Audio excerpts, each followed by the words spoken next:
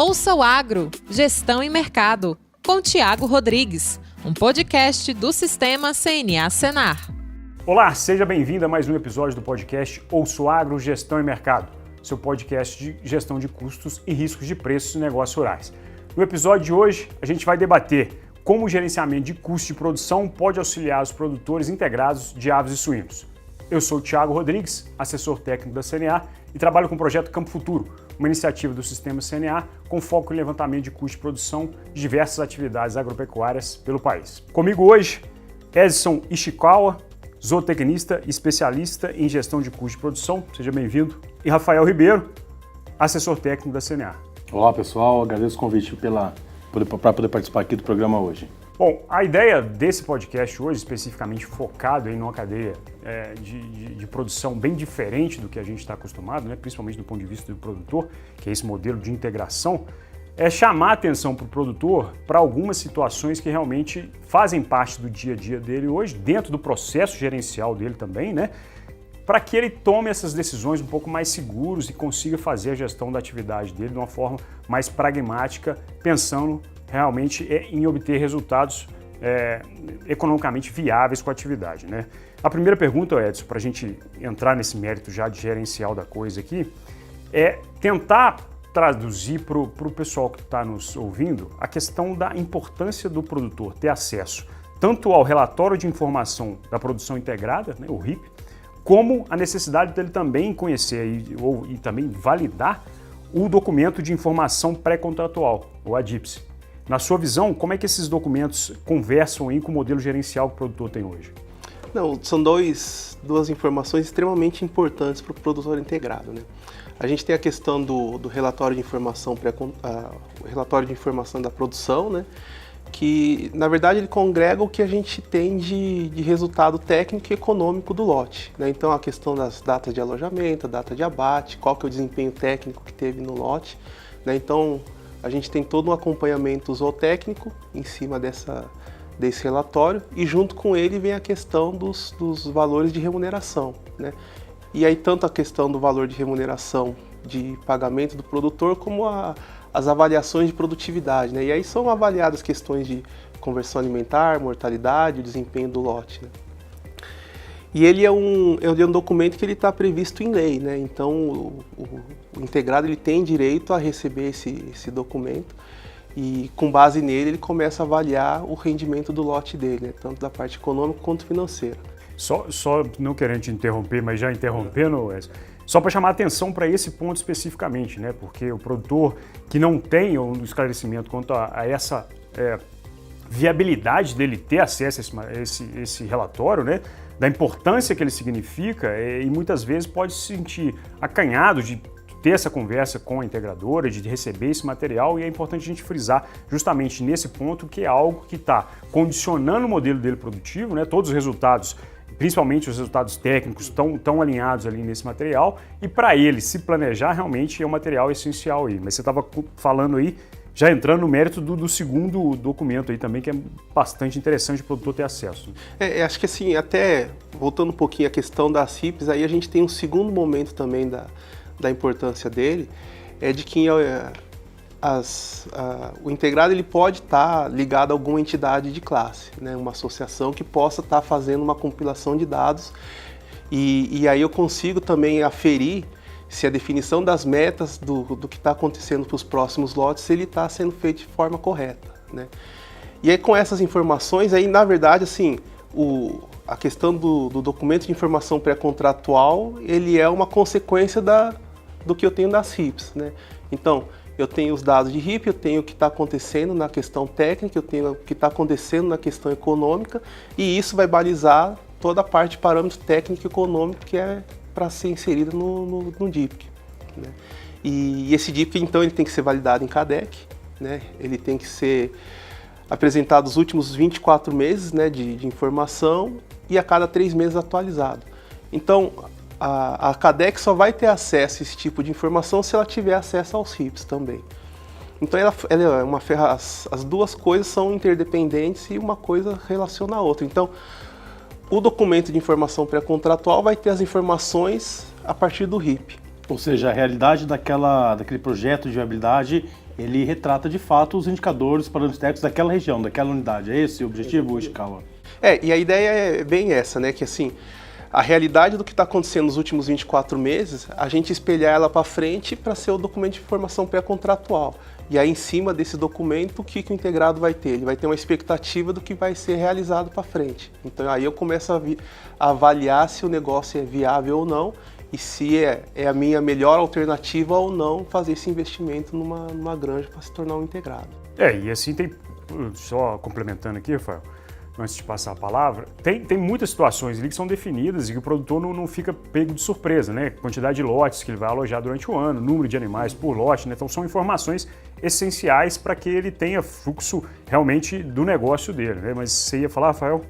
Só complementando o que o Ishikawa colocou, né? Um documento que retrata aí a média dos últimos 24 meses e ele, no caso das atividades integradas de aves suínas, ele é atualizado a cada 3 meses, né? Ou seja, você tem também uma mensuração, assim, uma mensuração da evolução desses indicadores também ao longo do período, né? Ele trata uma média, mas com uma atualização também a cada trimestre, né? E como o Ishikawa colocou, são documentos previstos em lei, né? Só destacando aqui a lei da integração, a lei 13.288 de 2016, né? Que prevê aí o envio aos produtores do RIP, né? E também a validação do DIPC pelas CADECs, né? E também a própria constituição da CADEC.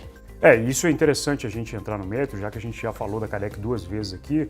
Queria que você explicasse um pouco, Rafael, para o pessoal que está nos ouvindo aí, como é que é o funcionamento, como é que a CADEC surgiu e como é que é todo o parâmetro aí por trás disso para que realmente o produtor tenha isso como um ponto focal aí para discutir realmente a problemática que ele enfrenta hoje no setor, né? Tá certo. A CADEC ela é uma comissão, né, conciliadora que conta ali de forma paritária com representantes da indústria, né, ou seja, da agroindústria integrada e também dos produtores, né? E a ideia é que se discuta questões como gerenciamento, remuneração, parâmetros técnicos, a questão da tecnologia que vai ser utilizada dentro de cada sistema, né? Então é de fato ali uma comissão onde vai ter essa discussão e esse entendimento, consenso entre a indústria e os produtores rurais integrados, no caso aí da avicultura e suinocultura e outras atividades integradas também que constituem CADEC, né? É interessante a gente tocar nesse ponto porque a CNA apoia essa iniciativa desde a criação dela, né? Participou inclusive da lei de integração e da criação da lei, todas as provocações setoriais aí que envolveram a criação da lei. E aí, Rafael, no seu ponto de vista, como é que tem sido a atuação da CNA nesse sentido de dar fomento ao produtor para que ele tenha acesso realmente ao que a CADEC prevê? Essa é uma boa pergunta, Thiago. A gente tem desde 2019 o programa CADEC Brasil.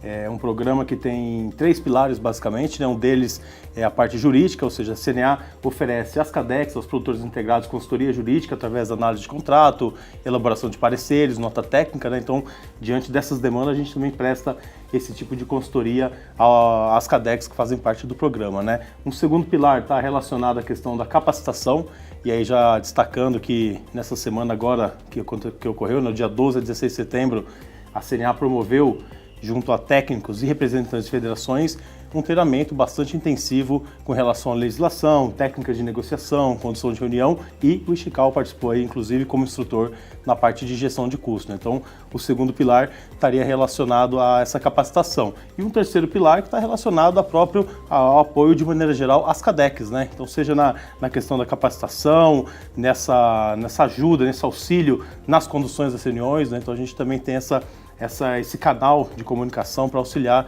da melhor forma as CADECs aí nas negociações junto à agroindústria, né? Trazendo aí equilíbrio das informações e diminuindo também a assimetria em termos ali de informação entre a indústria e o produtor rural.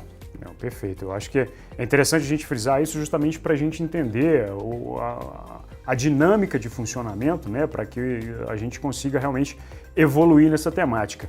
E na sua visão, Ishikawa, esse comportamento ou essa relação que o produtor tem hoje com a CADEC, ele auxilia de que maneira no processo gerencial dele? Não, ele é bastante importante pelo seguinte, né?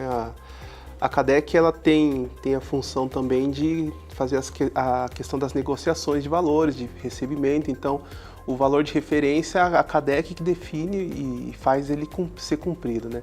Então, toda a parte negocial e de remuneração do produtor integrado passa pela CADEC. E aí, nesse ponto que é o interessante, né? Que realizando os levantamentos de custo, a CADEC consegue avaliar se os valores estão sendo condizentes ou não, né? E se está de acordo aquele valor de remuneração ou não, né? Então, além do levantamento, a CADEC ajuda nesse sentido de criar esse relacionamento integradora e os integrados, né, os representantes de cada entidade. Você tocou num ponto aí interessante para a nossa temática aqui do podcast, que é a questão do custo de produção, né? A gente sabe que numa cadeia integrada, pouca coisa está sob controle do próprio produtor.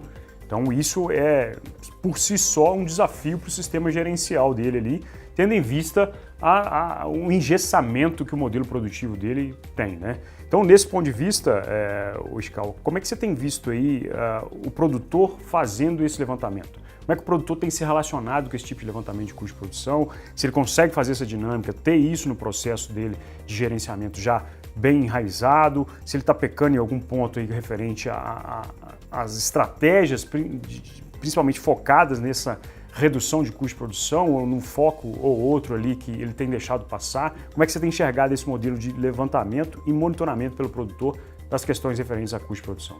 Eu acho que o acompanhamento de um custo de produção, de maneira geral, no meio agropecuário, ele é bastante complicado, né? A gente percebe que existe uma certa dificuldade de ser realizado, né? Mas por conta da lei, por conta dela prever a questão da CADEC, a questão dos RIPs, os DIPs, a gente acabou tendo que se reorganizar para atender a legislação, né? E em cima disso a CADEC começa a trabalhar essa questão de custos e o produtor ele acaba entrando nessa rotina também de avaliar e controlar seus custos, né? Então, tanto para gestão interna como para passar informação para os membros da CADEC. Então, hoje a gente vê que tem uma evolução e principalmente essa profissionalização veio por conta de que cada vez mais as margens estão sempre mais apertadas, né? Então, nesse ponto tá se tendo uma profissionalização, uma parte técnica está mais bem organizada. Agora, ele realmente está exposto ao que está acontecendo no mercado, né? Então, os valores que estão sendo... Os aumentos de combustível que foram e voltaram, ele está exposto a essa situação. A questão do aquecimento é um complicador nessa questão da guerra e o que as matrizes energéticas como que elas estão se comportando, né? Então, a gente tem uma escassez de alguns produtos, tem os valores mais altos, outros itens, né, como manutenção também é um item que pesa bastante, não tem como não fazer manutenção numa granja, né? Então, isso daí é uma situação que ele tem controlado, mas assim, ele não tem tanta ação em cima do que poderia mitigar esse aumento no custo de produção. Iscal, você colocou a questão da manutenção e no caso do produtor integrado, cabe a ele também o galpão, os equipamentos, né? Nesse sentido, acho que foi um item que a gente ouve bastante falar que praticamente dobrou de preço para você construir um galpão hoje e equipá-lo em relação a um ano e meio atrás, né? Essa informação ela é verídica hoje? Quanto mais ou menos uns 4, 5 milhões por galpão para investimento na avicultura? O que a gente percebeu é que realmente assim, ao longo do tempo os projetos foram ficando com escalas maiores, né? E isso era uma situação de que os projetos já vinham aumentando de valor, isso por conta de escala. E aí nos últimos 2 anos que a gente viu é realmente uma explosão de valores aí e realmente praticamente dobrando o custo da implantação de um projeto novo, né? Então, e aí a gente volta para a mesma situação da primeira pergunta, né?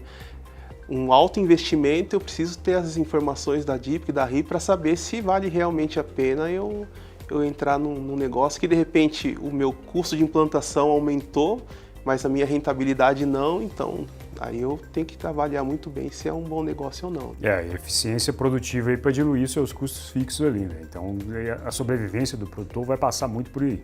Se a gente pegar alguns dados do Campo Futuro desse ano, né, a gente tem alguns levantamentos de custo de produção para o setor de aves e suínos aqui. Um modelo produtivo da região de Uberlândia, por exemplo, a gente constatou lá que 33% do custo operacional desse modelo era gasto com mão de obra, 20% energia e 10% sistema de aquecimento, lenha, enfim, todo o modelo que está produzido ali. E a gente vê que são situações onde o produtor não tem muito o que mexer, né? Se eu estou falando de mão de obra, se tem, por exemplo, funcionários fixos contratados, ele não tem como sair daquilo ali sem melhorar a eficiência produtiva, né? Não vai diluir aquele funcionário, o mesmo funcionário que hoje trabalha alojando aí 6 7 lotes por ano de aves, por exemplo, se eu conseguir alojar 6,5, 7,5, 8,5 lotes, claro que são situações hipotéticas aqui, né, pelo período, enfim, só para citar, é o que eu vou conseguir diluir o custo dessa mão de obra, daquele funcionário que está trabalhando ali. E os outros custos são referentes à questão realmente mercadológica, né, que você estava comentando aí, Nescau. A questão da energia elétrica, a gente vive num momento, está vivendo um momento bem complicado, né, de abastecimento. Se a gente pegar um contexto mundial da coisa aí, até internamente, a gente operou muito tempo com bandeira vermelha aí para tudo quanto é lado aí, justamente nesse sentido, né? E então são modelos que trazem essa questão dessa engessagem que o produtor fica um pouco mais complicado de mexer. E um outro agravante é a questão do que o Rafael colocou aqui, né? O tamanho do investimento que esse produtor tem lá, que é o custo fixo que para ele, na maioria das vezes, corrói muito da margem. Porque na hora que você precifica, por exemplo, a depreciação envolvida daquilo tudo que ele tem empatado hoje para produzir as aves, o suíno lá, mais a questão do próprio prolabore dele, né, da necessidade que ele tem hoje de fazer o caixa ali ou de ter uma remuneração para cobrir o seu custo de oportunidade, esse é um outro desafio, né? Essa situação, por exemplo, de depreciação é uma situação bastante complicada, né? Porque no dia a dia o produtor não vê o desembolso, mas ele tem que provisionar esses valores para em algum momento ter que repor o bem, seja por obsolescência, por fim de vida útil, né? E esse período aqui que os custos de produção, os custos de implantação aumentaram, mas o mesmo controlador que eu poderia estar investindo numa granja nova é o que eu vou repor. Então, se ele dobrou de preço, a hora que queimou o meu controlador de ambiência, eu vou ter que repor um que custa o dobro do que deveria. Não do que deveria, mas do que seria a série histórica, né? Então, nesse ponto, ele não tem realmente ação. O que poderia, talvez, ajudar a diminuição de alguns custos estaria ligada a alterações de manejo de produção, né? Então, um manejo alterando alguma forma de manejo. Mas aí está muito mais ligado às definições do que a integradora precisa para atender o mercado específico dela do que ao produtor integrado, né? Então, nesse ponto, ele também ele não consegue ter diversas estratégias para mitigar essa questão dos custos, né? Aí tem um desafio grande aí, né, Fábio? Com relação, acho que a parte da depreciação, né, não só a dificuldade, às vezes, de mensurar, de colocar isso dentro do custo de produção, mas destacando também que os próprios resultados hoje da atividade, né, basicamente a gente tem ali as despesas, os custos operacionais sendo cobertos, né? Então não sobra para poder fazer guardar esse dinheiro referente à depreciação, né? Então você na verdade tem, aí eu queria até ouvir a opinião de Chical, muitas vezes o sucateamento aí de granjas e aí isso vai interferindo nos próprios indicadores econômicos e aí vira aquela ciranda, né? Onde você tem uma queda no rendimento, no desempenho que vai impactar diretamente no custo, né? Já que hoje a situação aí, em muitos casos é de basicamente cobrindo os custos operacionais efetivos da atividade, né? No nosso sistema de produção não existe milagre, né? Tem algumas coisas que a gente tem que fazer e tem que fazer, né? Então, essa questão de reposição de bens, a reposição dos investimentos, né? Então, quando eu acabo não adequando ou não repondo um item que acabou sua vida útil, seja um controlador, uma cortina ou um telhado que não tá legal, eu começo a ter uma perda de rendimento e de produtividade. E aí a questão de atingimento de metas e de produtividade ela é afetada, né? E quando ela passa a ser afetada, a remuneração do produtor ela diminui.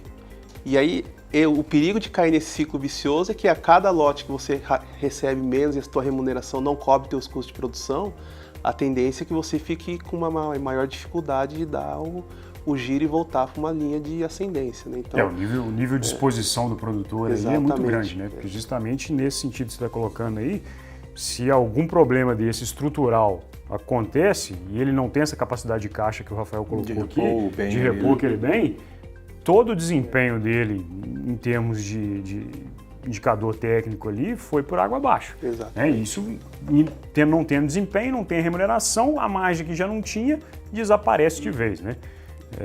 É interessante a gente frisar nesse ponto, e até colocando uma alternativa aqui,